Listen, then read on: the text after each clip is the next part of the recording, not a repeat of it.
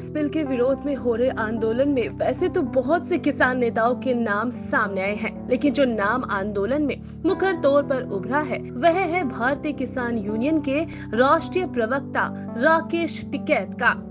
जी हाँ, वही राकेश टिकैत जिनकी एक दहाड़ पर हजारों किसान कड़ाके की सर्दी में दिल्ली के बॉर्डर पर आंदोलन को उतारू हो गए और उनके एक आंसू पर किसानों का हुजूम फिर से छुट गया। भले ही यूनियन के अध्यक्ष राकेश के बड़े भाई नरेश टिकैत हैं, लेकिन व्यवहारिक तौर पर यूनियन से जुड़े फैसले राकेश टिकैत ही लेते हैं। राकेश बड़े किसान नेता और भारतीय किसान यूनियन के अध्यक्ष रहे स्वर्गीय महेंद्र सिंह टिकैत के दूसरे बेटे हैं। राकेश टिकैत का जन्म मुजफ्फरनगर के सिसोली गांव में 4 जून 1969 को हुआ था। मेरठ यूनिवर्सिटी से एमए की पढ़ाई पूरी करने के बाद वो 1992 में दिल्ली पुलिस में कांस्टेबल के पद पर नौकरी करने लगे, लेकिन 1994 में दिल्ली के लाल किले पर महेंद्र सिंह टिकैत के नेतृत्व में चल रहे किसानों के आंदोलन के चलते सरकार का आंदोलन खत्म कराने का जैसे ही दबाव पड़ने लगा, उसी समय राकेश टिकैत ने 1993-94 में दिल्ली पुलिस की नौकरी छोड़ दी। दरअसल सरकार राकेश टिकैत के ऊपर दबाव डाल रही थी कि वो अपने पिता को समझाए और आंदोलन को खत्म कराए, लेकिन राकेश ने नौकरी छोड़कर पूरी तरह से भारतीय किसान यूनियन के साथ किसानों की लड़ाई में हिस्सा लेना शुरू कर दिया। पिता महेंद्र सिंह टिकैत की कैंसर की मृत्यु के बाद राकेश टिकैत ने पूरी तरह भारतीय किसान यूनियन की कमान संभाल ली। दरअसल महेंद्र सिंह टिकैत बालियान खाप से आते हैं और खाप के नियमों के मुताबिक बड़ा बेटा ही मुखिया हो सकता है। इसलिए महेंद्र सिंह टिकैत की मृत्यु के बाद उनके बड़े बेटे नरेश टिकैत को भारतीय किसान यूनियन का अध्यक्ष बनाया गया, लेकिन व्यवहारिक तौर पर किसान यूनियन की कमान राकेश टिकैत के हाथ में है और सभी अहम फैसले वही लेते हैं।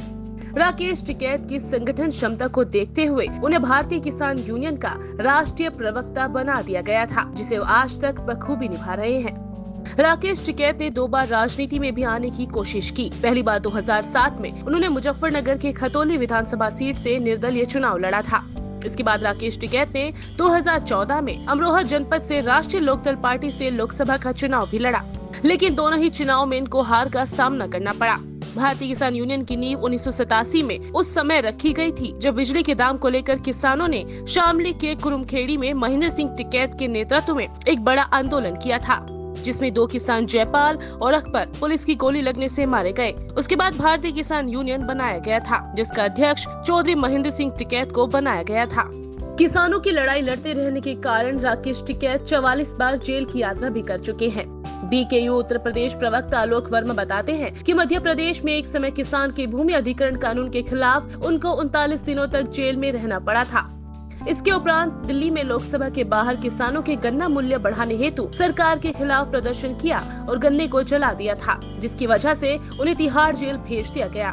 राकेश टिकैत ने राजस्थान में भी किसानों के हित में बाजरे के मूल्य बढ़ाने के लिए सरकार से मांग की थी। सरकार द्वारा मांग न मानने पर टिकैत ने सरकार के खिलाफ प्रदर्शन किया था, जिस वजह से उन्हें जयपुर जेल में जाना पड़ा था। लेकिन इस बार किसान आंदोलन इनके पिछले सभी आंदोलन से बेहद बड़ा है और उतने ही बड़े हैं इन पर लगाए गए आरोप। 26 जनवरी के दिन ट्रैक्टर रैली में हुई हिंसा का आरोप जब इन पर लगा तो कुछ समय के लिए किसान आंदोलन थोड़ा कमजोर दिखने लगा, लेकिन राकेश टिकैत ने मीडिया के सामने आंसू क्या बहाए कि उनके पीछे एक बार फिर से भीड़ जमा हो गई। इसमें कोई शक नहीं है कि राकेश टिकैत किसानों के बहुत बड़े नेता हैं, लेकिन क्या आपको पता है कि इस किसान के पास करोड़ों की दौलत है, जिसमें लाखों रुपए का तो केवल सोना है।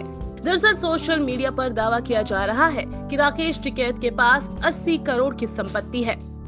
डीएनए में प्रकाशित एक रिपोर्ट के अनुसार राकेश टिकैत के पास उत्तर प्रदेश, उत्तराखंड, महाराष्ट्र और दिल्ली सहित 4 राज्यों में बड़ी संपत्ति है। रिपोर्ट में कहा गया है कि राकेश टिकैत के पास पेट्रोल पंप, ईंट भट्टे, शोरूम आदि जैसे कई बड़े बिजनेस भी हैं। ऐसे में सोशल मीडिया पर कई लोगों ने सवाल उठाए हैं कि राकेश टिकैत जो दावा करते हैं कि वो एक किसान नेता है, उनके पास इतनी प्रॉपर्टी कहां से आई और कैसे आई।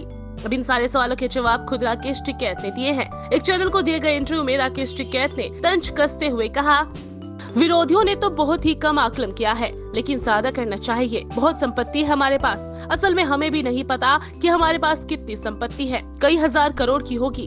हमें थोड़ी पता है, कई पटवारी, अधिकारी और सरकार लगानी पड़ेगी, तब हमारी संपत्ति की जांच हो पाएगी। राकेश टिकैत ने कहा कि विरोधियों को किसान आंदोलन दबाव के लिए कुछ नहीं मिला तो वो अब दरार डालने की कोशिश कर रहे हैं।